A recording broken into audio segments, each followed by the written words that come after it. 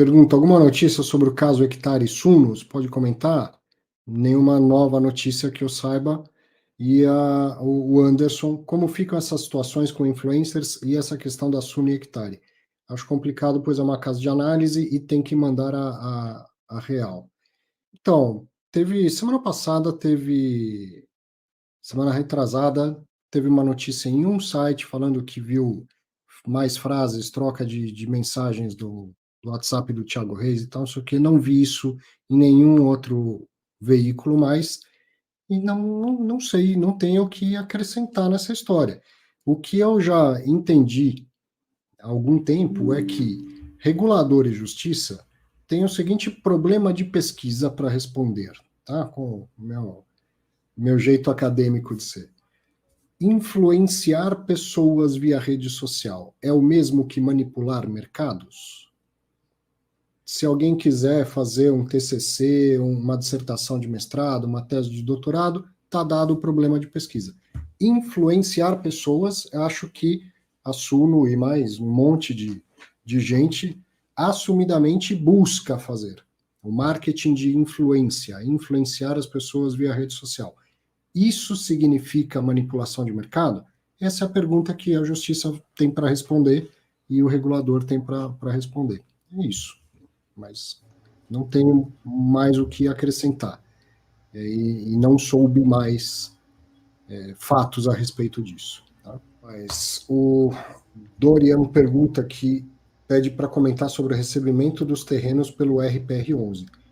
Eu não vi, não sei do que se trata, Dorian, mas me parece que é o mesmo caso do REC-R, é isso?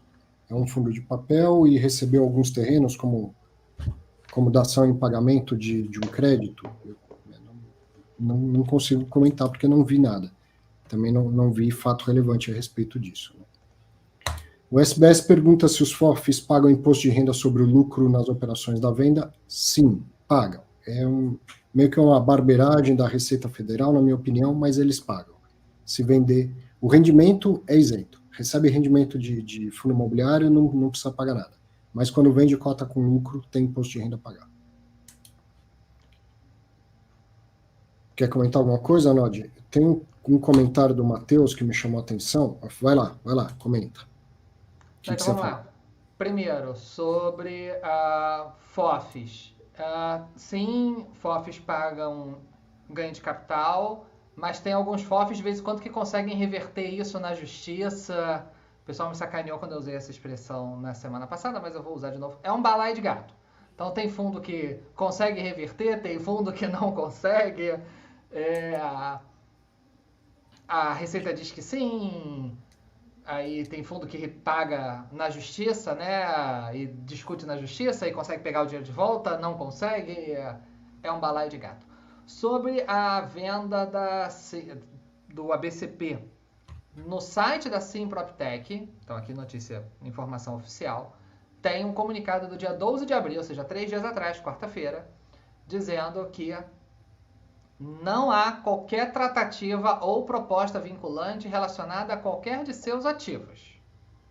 A companhia segue a sua estratégia de sempre se manter atenta a qualquer oportunidade de negócio que gere valor aos acionistas e investidores e manterá o mercado informado, blá, blá, blá, blá, blá, blá, blá, blá. Então, ela diz que saiu uma reportagem no estado de São Paulo que efetuou a contratação de um assessor financeiro a fim de avaliar eventuais oportunidades estratégicas relacionadas ao Cidade de São Paulo e ao Gran Plaza Shopping ABCP, né?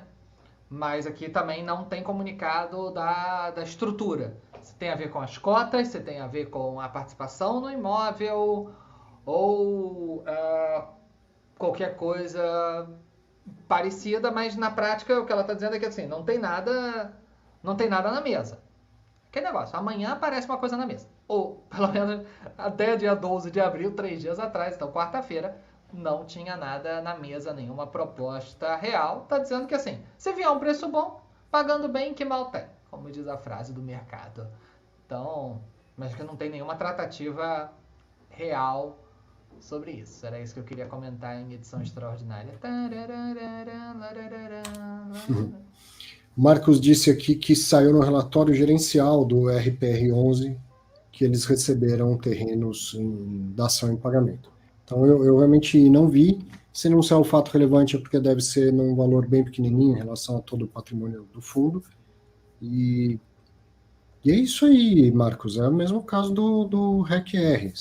Melhor receber, né, uma garantia, melhor receber alguma coisa, não é o ideal. O fundo de papel não quer ser fundo de tijolo, mas na hora do aperto lá do outro lado, é sempre bom receber. O ideal é receber em dinheiro, em liquidez, mas se não der, que seja em terrenos, em imóveis e tal. A questão é sempre a qualidade daquilo que está sendo recebido, né? Conseguir fazer isso virar dinheiro. Né? Bom dia ao Fujihara, que está lá no Japão. Legal tê-lo conosco aqui. Matheus fez um comentário que me chamou muito a atenção. Matheus, queria que você prestasse atenção aqui. Você falou que a entrevista, e eu entendo que foi a com Augusto Martins, foi muito boa. Fico mais tranquilo em saber que as vendas são estratégicas do fundo e não tem relação com a situação financeira do Credit Suisse. Não teria, tá, Matheus? Um fundo imobiliário, ele é um condomínio, ele tem CNPJ próprio, e CNPJ, então, diferente da instituição administradora. O que pertence ao fundo não se comunica com o administrador. Até por isso que, não é que seja por isso, tá? Mas fundo imobiliário, por exemplo, não tem FGC, não tem garantia lá do fundo garantidor de crédito. Não precisa, tá? Porque nada acontece com o patrimônio do fundo imobiliário caso o administrador quebre. Então não haveria possibilidade dessa relação que você inferiu. O Credit Suisse está vendendo imóvel para fazer dinheiro por causa da situação do banco. Não teria como esse dinheiro sair do HGRE e ir parar na conta do Credit Suisse, entendeu? São CNPJs separados, balanços separados, contas correntes separadas. Então, isso vale para fundos em geral. Investir via fundo é muito seguro nesse sentido. A administradora pode quebrar, não acontece nada com o patrimônio do fundo. Não tem comunicação entre uma coisa e outra. Por que tem FGC quando você faz um CDB? Porque comunica. Porque o dinheiro que você emprestou para o banco via CDB também aparece lá no balanço do banco e qualquer credor pode ter acesso a esse dinheiro. Certo? Fica tudo misturado no balanço do banco. Então tem um fundo garantidor para ressarcir quem tiver prejuízo pela quebra de um banco que você não motivou, não tem nada a ver com isso. Agora, num fundo de investimento, não existe a menor possibilidade da quebra de um banco, de um administrador, interferir no patrimônio dos fundos por ele administrados. Tá? Se um banco quebra, basta convocar uma assembleia e chamar um outro administrador lá. Deixa eu ver aqui o comentário. O Bassi destacou um pedacinho da lei 8668 de 1993, e isso já estava escrito lá desde então, dizendo que não integram o ativo da administradora e não respondem direta ou indiretamente por qualquer obrigação da instituição administradora. Então, sim, CNPJs diferentes, balanços diferentes. Os imóveis não estão no balanço da administradora, estão no balanço do fundo, que tem seu próprio balanço.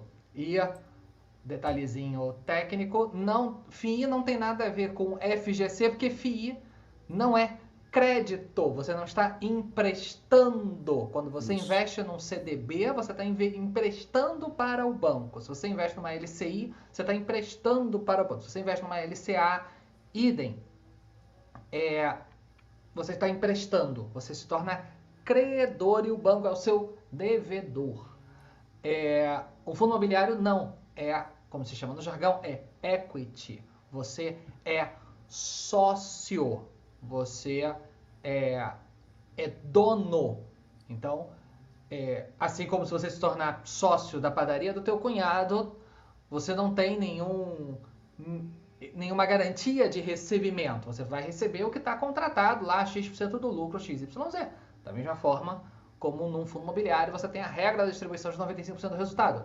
Ninguém tem obrigação de te gerar resultado. Tem obrigação de te entregar o resultado que foi gerado, o que é outra coisa. Mas não de gerar resultado. Ninguém tem a garantia de que o imóvel será alugado, por exemplo. Então, é esse mecanismo. Você não está emprestando, ao Credit Suisse, ou ao BTG, ou ao Itaú, ou à XP, ou a quem seja.